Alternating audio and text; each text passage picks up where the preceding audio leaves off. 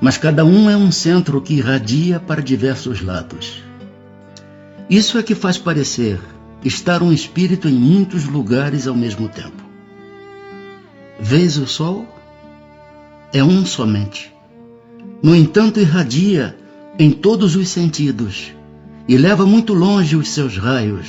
Contudo, não se divide. Todos os espíritos irradiam com igual força? Longe disso. Essa força depende do grau de pureza de cada um. Perispírito. O espírito, propriamente dito, nenhuma cobertura tem, ou como pretendem alguns, está sempre envolto numa substância qualquer? Envolve uma substância vaporosa para os teus olhos, mas ainda bastante grosseira para nós. Assaz vaporosa. Entretanto, para poder se elevar-se na atmosfera e transportar-se aonde queira. De onde tira o espírito o seu invólucro semimaterial? Do fluido universal de cada globo. Razão porque não é idêntico em todos os mundos. Passando de um mundo a outro, o espírito muda de envoltório, como mudais de roupa. Assim, quando os espíritos que habitam mundos superiores vêm ao nosso meio, tomam um perispírito mais grosseiro? É necessário que se revistam da vossa matéria, já o dissemos. O invólucro semimaterial do espírito tem formas determinadas e pode ser perceptível? Tem a forma que o espírito queira. É assim que este vos aparece algumas vezes, quer em sonho, quer no estado de vigília, e que pode tomar forma visível, mesmo palpável. Diferentes ordens de espíritos. São iguais os espíritos ou há entre eles qualquer hierarquia? São de diferentes ordens, conforme o grau de perfeição que tenham alcançado. As ordens ou graus de perfeição dos espíritos são em número determinado? São ilimitadas em número, porque entre elas não há linhas de demarcação traçadas como barreiras, de sorte que as divisões podem ser multiplicadas ou restringidas livremente. Todavia, considerando-se os caracteres gerais dos espíritos, elas podem reduzir-se a 3 principais. Na primeira, colocar-se-ão os que atingiram a perfeição máxima, os puros espíritos. Formam a segunda os que chegaram ao meio da escala. O desejo do bem é o que neles predomina. Pertencerão à terceira os que ainda se acham na parte inferior da escala, os espíritos imperfeitos. A ignorância, o desejo do mal e todas as paixões más que lhes retardam o progresso, eis o que os caracteriza. Os espíritos da segunda ordem, para os quais o bem constitui a preocupação dominante, têm o poder de praticá-lo? Cada um deles dispõe desse poder de acordo com o grau de perfeição a que chegou. Assim, uns possuem a ciência, outros a sabedoria e a bondade. Todos, porém, ainda têm que sofrer provas. Os da terceira categoria são todos essencialmente maus? Não. Uns há que não fazem nem o mal nem o bem. Outros, ao contrário, se comprazem no mal e ficam satisfeitos quando se lhes depara a ocasião de praticá-lo.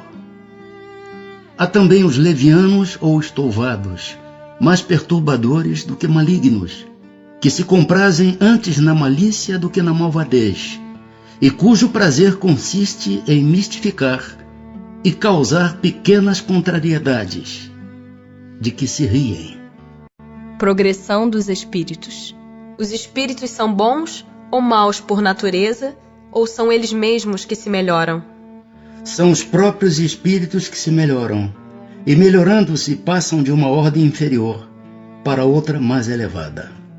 Dos espíritos, uns terão sido criados bons e outros maus? Deus criou todos os espíritos simples e ignorantes, isto é, sem saber. A cada um deu determinada missão com o fim de esclarecê-los e de os fazer chegar progressivamente à perfeição, pelo conhecimento da verdade, para aproximá-los de si. Nesta perfeição é que eles encontram a pura e eterna felicidade. Passando pelas provas que Deus lhes impõe, é que os espíritos adquirem aquele conhecimento. Uns aceitam submissos essas provas e chegam mais depressa à meta que lhes foi assinada. Outros só a suportam murmurando e, pela falta em que desse modo incorrem, permanecem afastados da perfeição e da prometida felicidade.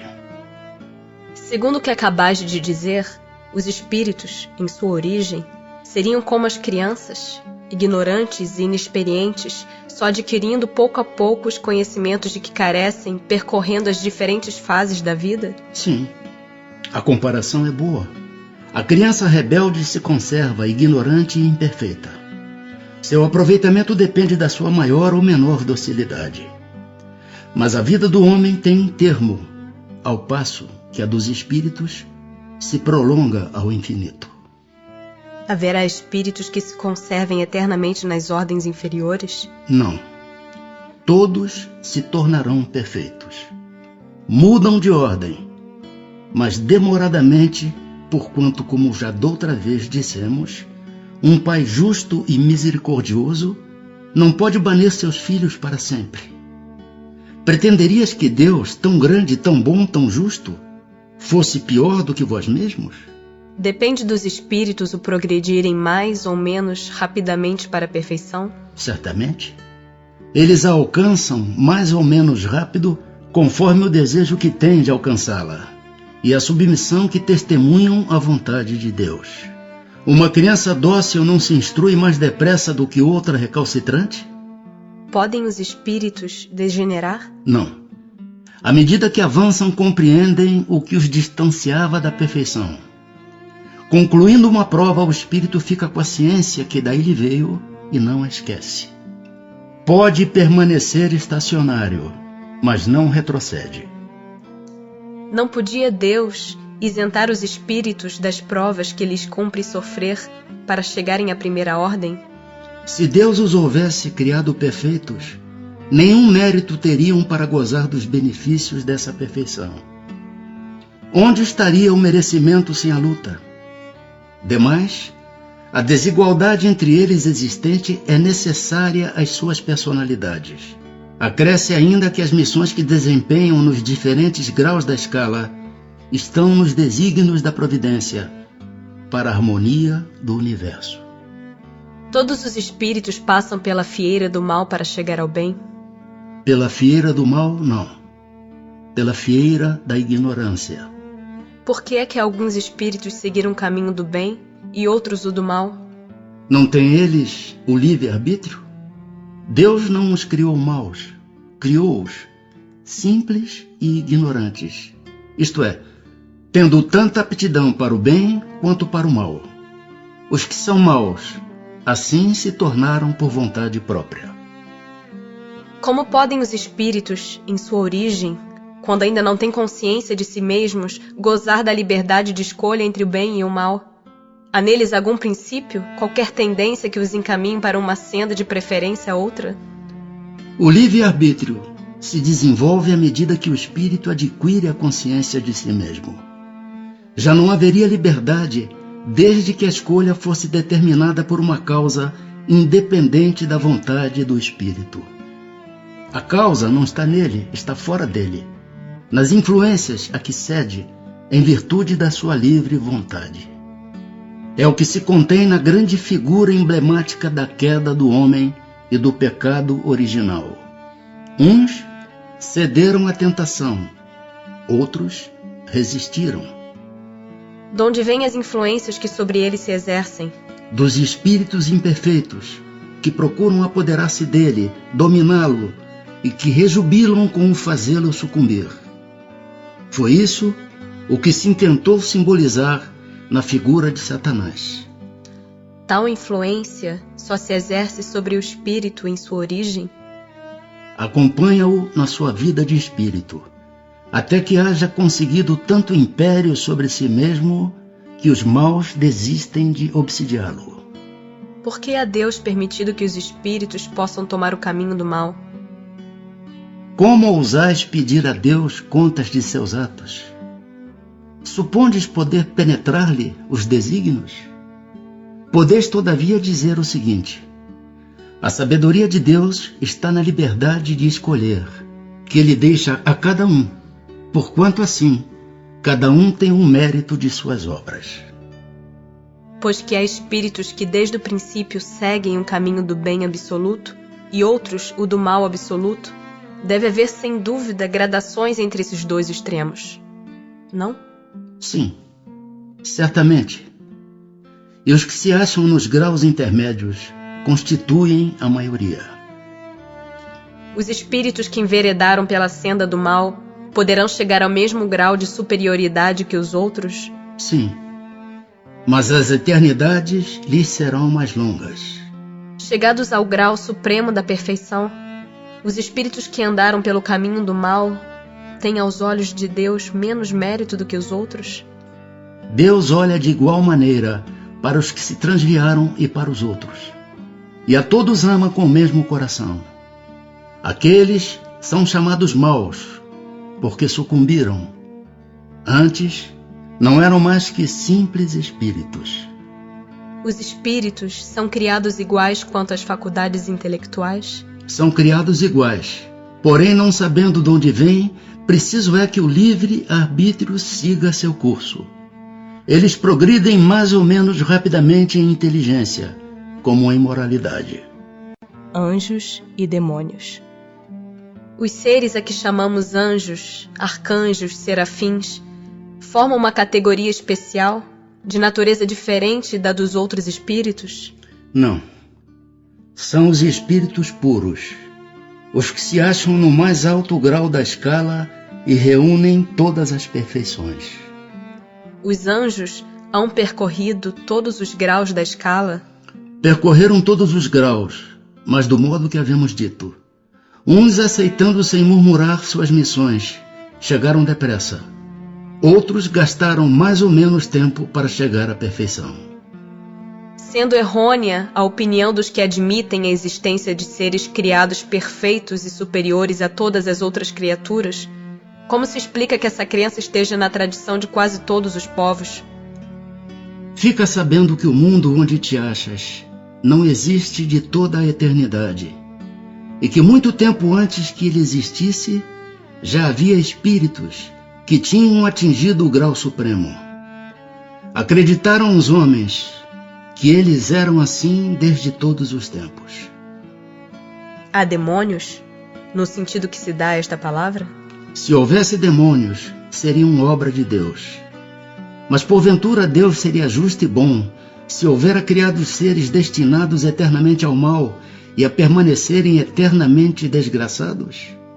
Se há demônios, eles se encontram no mundo inferior em que habitais e em outros semelhantes.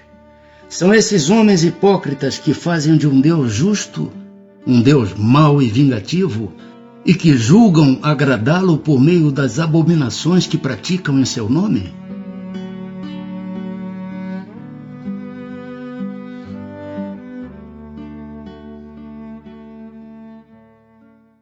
Capítulo 2 da Encarnação dos Espíritos.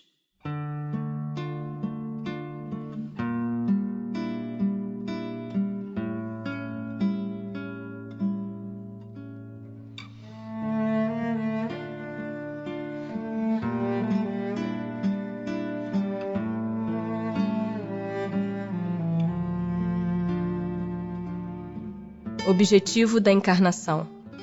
Qual o objetivo da encarnação dos espíritos? Deus lhes impõe a encarnação com o fim de fazê-los chegar à perfeição. Para uns é expiação, para outros missão. Mas para alcançarem essa perfeição têm que sofrer todas as vicissitudes da existência corporal. Nisso é que está a expiação. Visa ainda outro fim a encarnação, o de pôr o espírito em condições de suportar a parte que lhe toca na obra da criação. Para executá-la, é que em cada mundo toma o espírito um instrumento de harmonia com a matéria essencial desse mundo, a fim de aí cumprir, daquele ponto de vista, as ordens de Deus. É assim que, concorrendo para a obra geral, ele próprio se adianta. Tem necessidade de encarnação os espíritos que desde o princípio seguiram o caminho do bem? Todos são criados simples e ignorantes, e se instruem nas lutas e tribulações da vida corporal. Deus, que é justo, não podia fazer felizes a uns sem fadigas e trabalhos, consequentemente sem mérito. Mas então, de que serve aos espíritos terem seguido o caminho do bem, se isso não os isenta dos sofrimentos da vida corporal? Chegam mais depressa ao fim. Demais, as aflições da vida são muitas vezes a consequência da imperfeição do espírito. Quanto menos imperfeições, tanto menos tormentos. Aquele que não é invejoso, nem ciumento, nem avarento, nem ambicioso, não sofrerá as torturas que se originam desses defeitos. A alma. Que é a alma? Um espírito encarnado. Que era a alma antes de se unir ao corpo? Espírito. As almas e os espíritos são, portanto, idênticos? A mesma coisa? Sim. As almas não são senão os espíritos. Antes de se unir ao corpo, a alma é um dos seres inteligentes que povoam um mundo invisível, os quais temporariamente revestem um invólucro carnal para se purificarem e esclarecerem. Há no homem alguma outra coisa além da alma e do corpo? Há o laço que liga a alma ao corpo. De que natureza é esse laço? Semimaterial, isto é, de natureza intermédia entre o espírito e o corpo.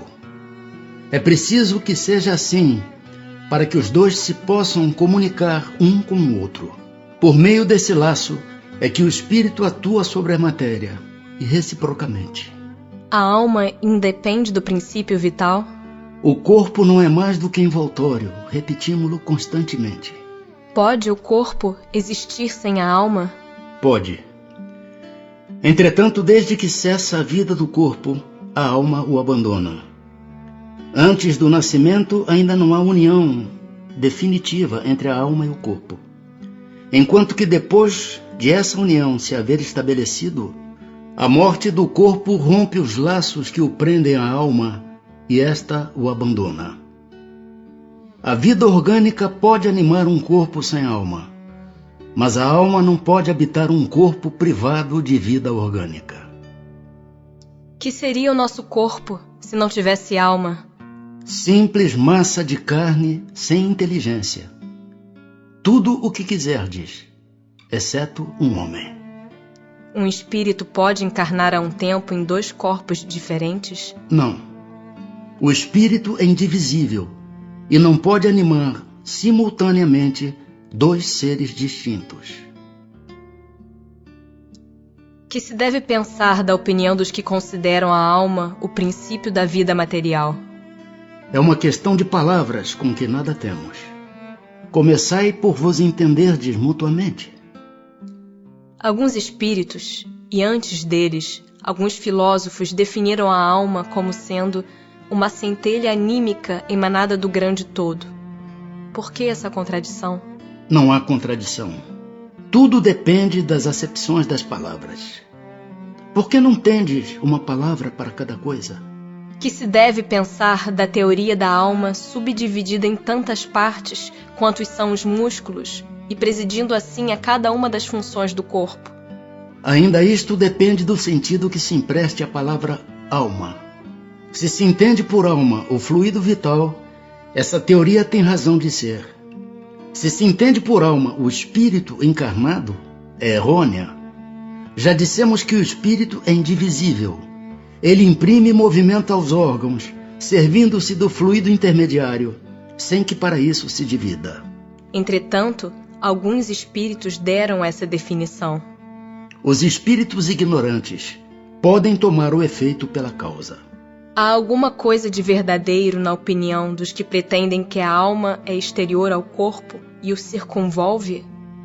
A alma não se acha encerrada no corpo, qual pássaro numa gaiola. Irradia e se manifesta exteriormente, como a luz através de um globo de vidro ou como o som em torno de um centro de sonoridade. Neste sentido, se pode dizer que ela é exterior, sem que por isso constitua o envoltório do corpo. A alma tem dois invólucros, um sutil e leve. É o primeiro, ao qual chamas perispírito. Outro grosseiro, material e pesado, o corpo. A alma é o centro de todos os envoltórios, como o germe em um núcleo. Já o temos dito.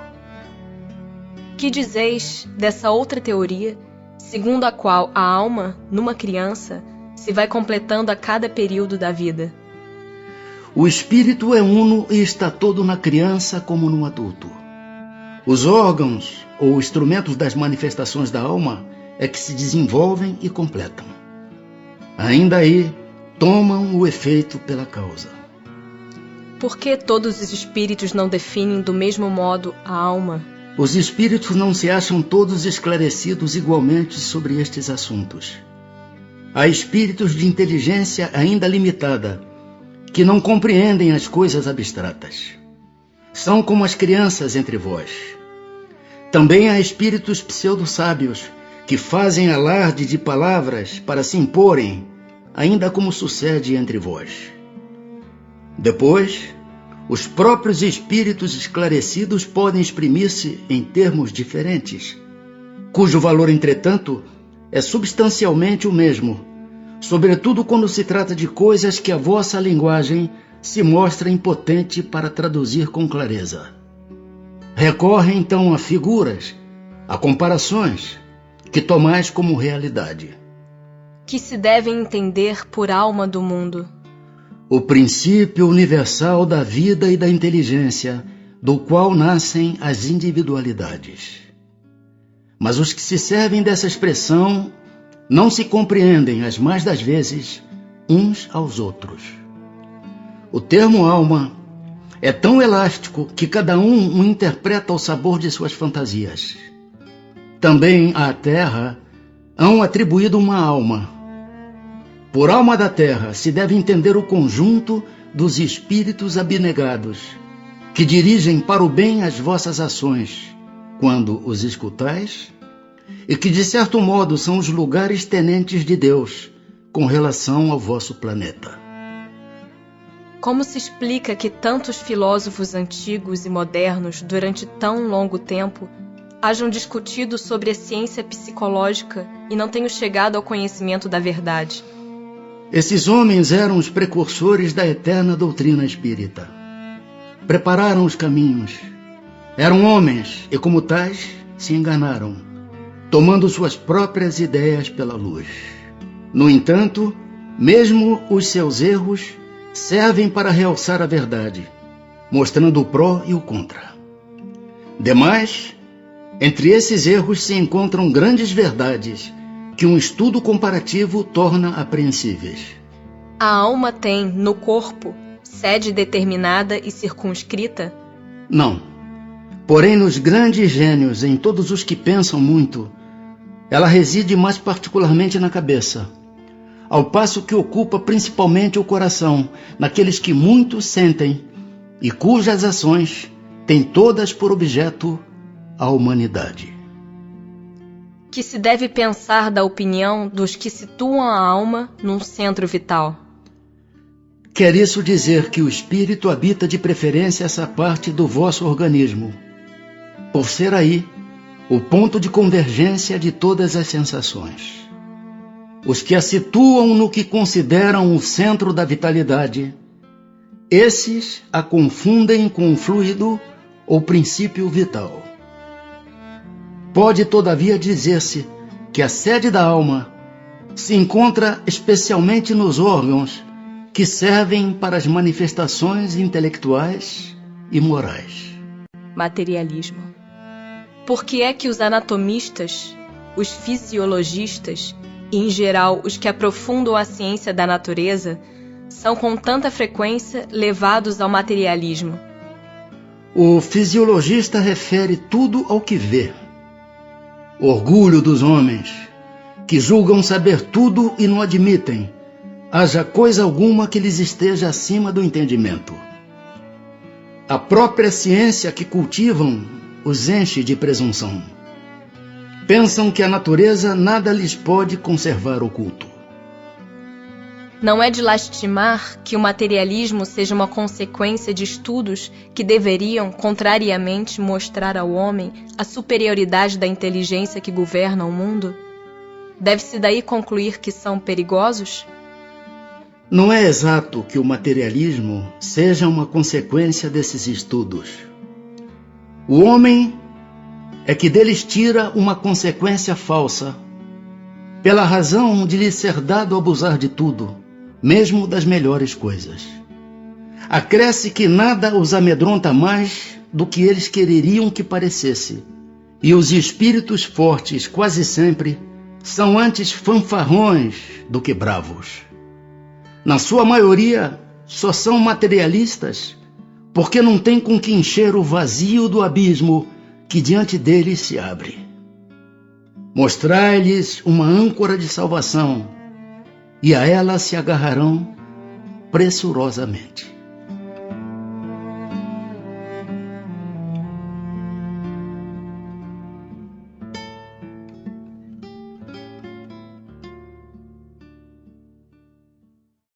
Capítulo 3.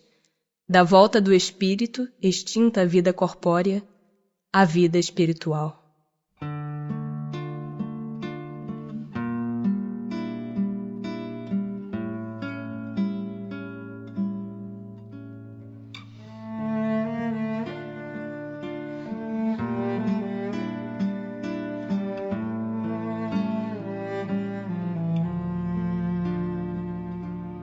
A alma após a morte.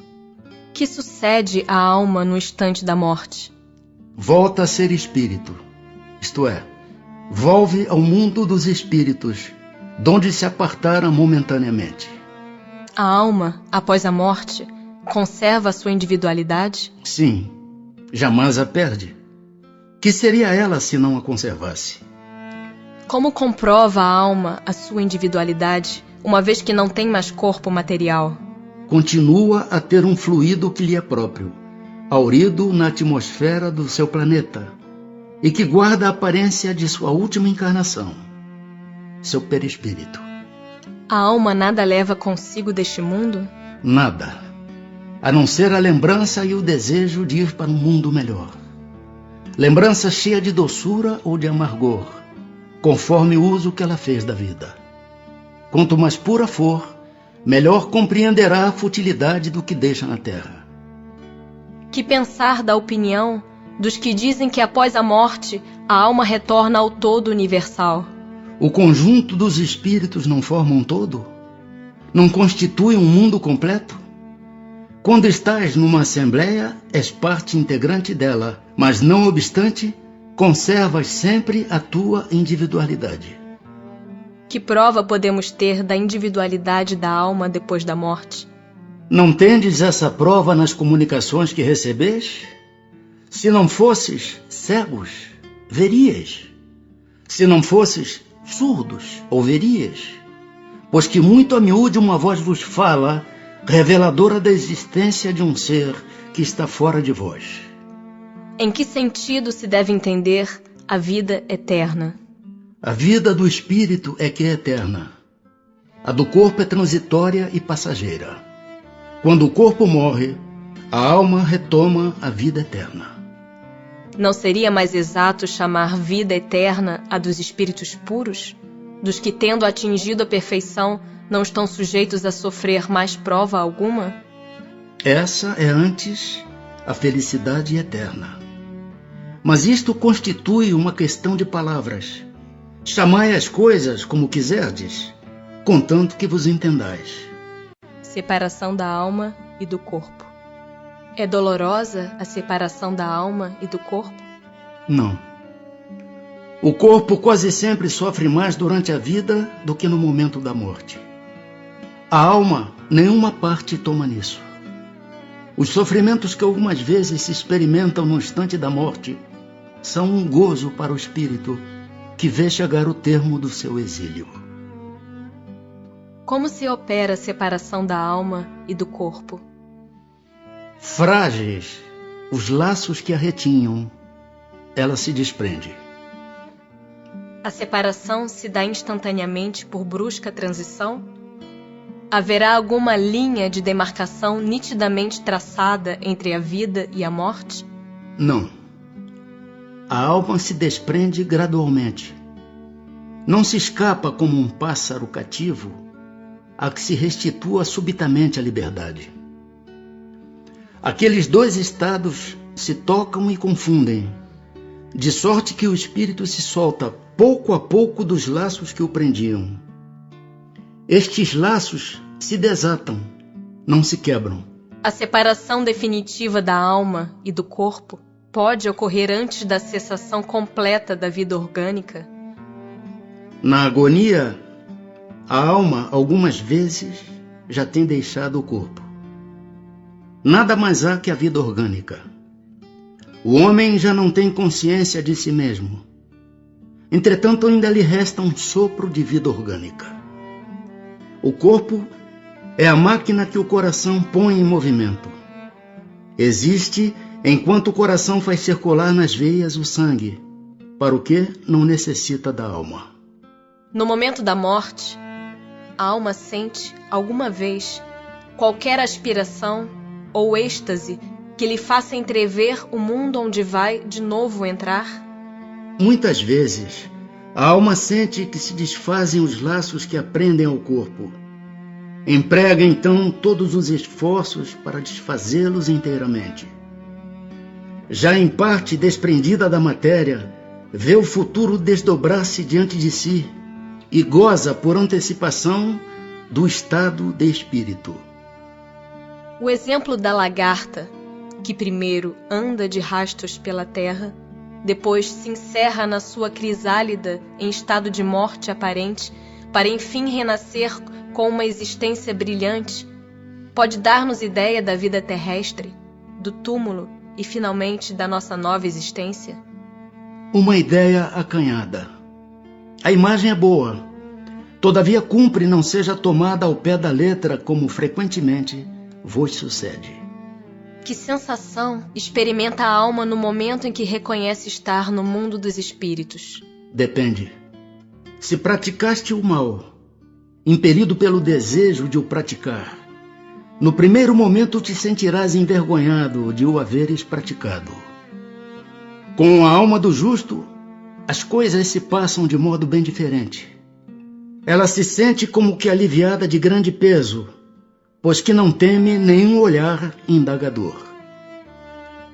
O espírito se encontra imediatamente com os que conheceu na terra e que morreram antes dele? Sim, conforme a afeição que lhes votava e a que a eles lhe consagravam. Muitas vezes aqueles seus conhecidos o vêm receber à entrada do mundo dos espíritos e o ajudam a desligar-se das faixas da matéria. Encontra-se também com muitos dos que conheceu e perdeu de vista durante a sua vida terrena. Vê os que estão na erraticidade, como vê os encarnados e os vai visitar. Em caso de morte violenta e acidental, quando os órgãos ainda não se enfraqueceram em consequência da idade ou das moléstias, a separação da alma e a cessação da vida ocorrem simultaneamente? Geralmente assim é. Mas em todos os casos, muito breve é o instante que medeia entre uma e outra. Após a decapitação, por exemplo, conserva o homem por alguns instantes a consciência de si mesmo? Não raro a conserva durante alguns minutos, até que a vida orgânica se tenha extinguido completamente. Mas também quase sempre a apreensão da morte lhe faz perder aquela consciência antes do momento do suplício. Perturbação espiritual. A alma tem consciência de si mesma imediatamente depois de deixar o corpo? Imediatamente não é bem o termo. A alma passa algum tempo em estado de perturbação. A perturbação que se segue à separação da alma e do corpo é do mesmo grau e da mesma duração para todos os espíritos? Não, depende da elevação de cada um. Aquele que já está purificado se reconhece quase imediatamente, pois que se libertou da matéria antes que cessasse a vida do corpo, enquanto que o homem carnal, aquele cuja consciência ainda não está pura, guarda por muito mais tempo a impressão da matéria. O conhecimento do espiritismo exerce alguma influência sobre a duração, mais ou menos longa, da perturbação? Influência muito grande. Por isso que o espírito já antecipadamente compreendia a sua situação. Mas a prática do bem e a consciência pura são o que maior influência exercem.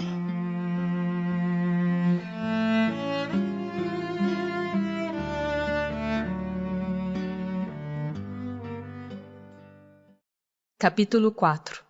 Da pluralidade das existências.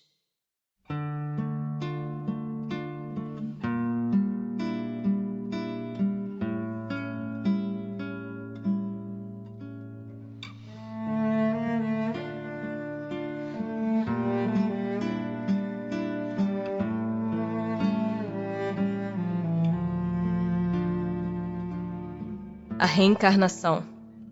Como pode a alma que não alcançou a perfeição durante a vida corpórea acabar de depurar-se? Sofrendo a prova de uma nova existência. Como realiza essa nova existência? Será pela sua transformação como espírito? Depurando-se, a alma indubitavelmente experimenta uma transformação. Mas para isso necessária lhe é a prova da vida corporal. A alma passa então por muitas existências corporais? Sim, todos contamos muitas existências. Os que dizem o contrário pretendem manter-vos na ignorância em que eles próprios se encontram. Esse o desejo deles. Parece resultar desse princípio que a alma, depois de haver deixado um corpo, toma outro, ou então que reencarna em novo corpo. É assim que se deve entender? Evidentemente. Qual o fim objetivado com a reencarnação? Expiação. Melhoramento progressivo da humanidade. Sem isto, onde a justiça? É limitado o número das existências corporais ou o espírito reencarna perpetuamente? A cada nova existência, o espírito dá um passo para diante na senda do progresso. Desde que se ache limpo de todas as impurezas, não tem mais necessidade das provas da vida corporal. É invariável o número das encarnações para todos os espíritos? Não. Aquele que caminha depressa a muitas provas se poupa. Todavia, as encarnações sucessivas são sempre muito numerosas, porquanto o progresso é quase infinito. O que fica sendo o espírito depois da sua última encarnação? Espírito bem-aventurado, puro espírito. Justiça da reencarnação. Em que se funda o dogma da reencarnação? Na justiça de Deus e na revelação, pois incessantemente repetimos: o bom pai deixa sempre aberta a seus filhos uma porta para o arrependimento. Não te diz a razão que seria injusto privar para sempre da felicidade eterna todos aqueles de quem não dependeu o melhorarem-se? Não são filhos de Deus todos os homens? Só entre os egoístas se encontram a iniquidade, o ódio implacável e os castigos sem remissão. Encarnação nos diferentes mundos. As nossas diversas existências corporais se verificam todas na Terra? Não. Vivemo-las em diferentes mundos. As que aqui passamos não são as primeiras nem as últimas. São, porém, das mais materiais e das mais distantes da perfeição. A cada nova existência corporal, a alma passa de um mundo para outro? Ou pode ter muitas no mesmo globo? Pode viver muitas vezes no mesmo globo, se não se adiantou bastante para passar a um mundo superior. Podemos então reaparecer muitas vezes na Terra? Certamente. Podemos voltar a este, depois de termos vivido em outros mundos? Sem dúvida. É possível que já tenhas vivido em outros mundos e na Terra. Tornar a viver na Terra constitui uma necessidade? Não. Mas se não progredistes, podereis ir para outro mundo que não valha mais do que a Terra. e que talvez até seja pior do que ela. Haverá alguma vantagem em voltar-se a habitar a Terra? Nenhuma vantagem particular, a menos que seja em missão, caso em que se progride aí, como em qualquer outro planeta. Não se seria mais feliz permanecendo na condição de espírito? Não. Estacionar-se-ia, e o que se quer é caminhar para Deus. Depois de haver encarnado noutros mundos, podem os espíritos encarnar neste, sem que jamais aí tenham estado? Sim, do mesmo modo que vós em outros. Todos os mundos são solidários. O que não se faz num, faz-se noutro. Assim, homens há que estão na Terra pela primeira vez? Muitos, e em graus diversos de adiantamento. Pode-se reconhecer, por um indício qualquer, que um espírito está pela primeira vez na Terra? Nenhuma utilidade teria isso. Para chegar à perfeição e à suprema felicidade, destino final de todos os homens, tem o espírito que passar pela fieira de todos os mundos existentes no universo? Não, porquanto muitos são os mundos correspondentes a cada grau da respectiva escala, e o espírito, saindo de um deles, nenhuma coisa nova aprenderia nos outros do mesmo grau. Como se explica, então, a diversidade de suas existências em um mesmo globo? De cada vez poderá ocupar posição diferente das anteriores. E nessas diversas posições, se lhe deparam outras tantas ocasiões de adquirir experiência. Podem os espíritos encarnar em um mundo relativamente inferior a outro onde já viveram? Sim, quando em missão, com o objetivo de auxiliarem o progresso, caso em que aceitam alegres as tribulações de tal existência, por lhes proporcionar meio de se adiantarem. Mas não pode dar-se também por expiação? Não pode Deus degradar para mundos inferiores espíritos rebeldes? Os espíritos podem conservar-se estacionários, mas não retrocedem. Em caso de estacionamento, a punição deles consiste em não avançarem, em recomeçarem, no meio conveniente à sua natureza, as existências mal empregadas. Quais os que têm de recomeçar a mesma existência? Os que faliram em suas missões ou em suas provas. Os seres que habitam cada mundo hão todos alcançado o mesmo nível de perfeição? Não. Dá-se em cada um o que ocorre na Terra. Uns espíritos são mais adiantados do que outros. Passando deste planeta para outro, conserva o espírito a inteligência que aqui tinha? Sem dúvida, a inteligência não se perde. Pode, porém, acontecer que ele não disponha dos mesmos meios para manifestá-la, dependendo isto da sua superioridade e das condições do corpo que tomar. Os seres que habitam os diferentes mundos têm corpos semelhantes aos nossos? É fora de dúvida que tem corpos, porque o espírito precisa estar revestido de matéria para atuar sobre a matéria. Esse envoltório, porém, é mais ou menos material, conforme o grau de pureza a que chegaram os espíritos.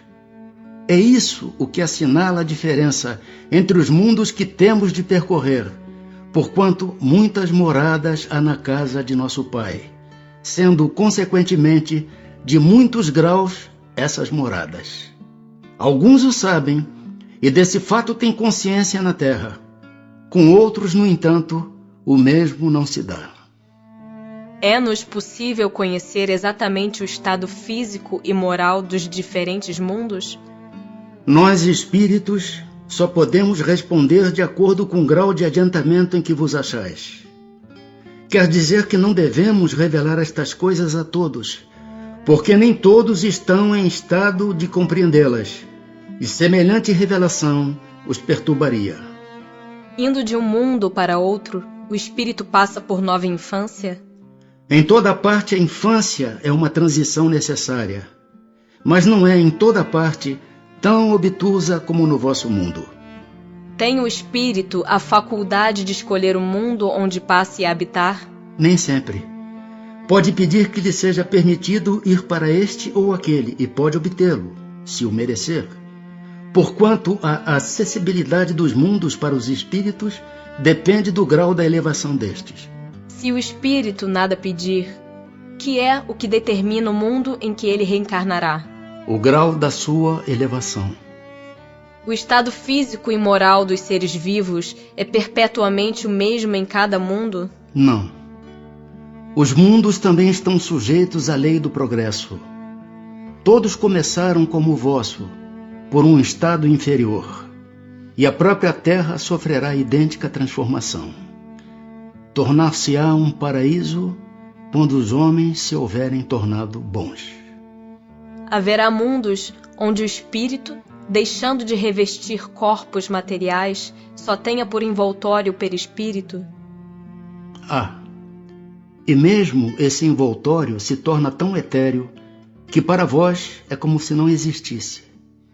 Esse o estado dos espíritos puros. Parece resultar daí que entre o estado correspondente às últimas encarnações e a de espírito puro, não há linha divisória perfeitamente demarcada, não? Semelhante demarcação não existe.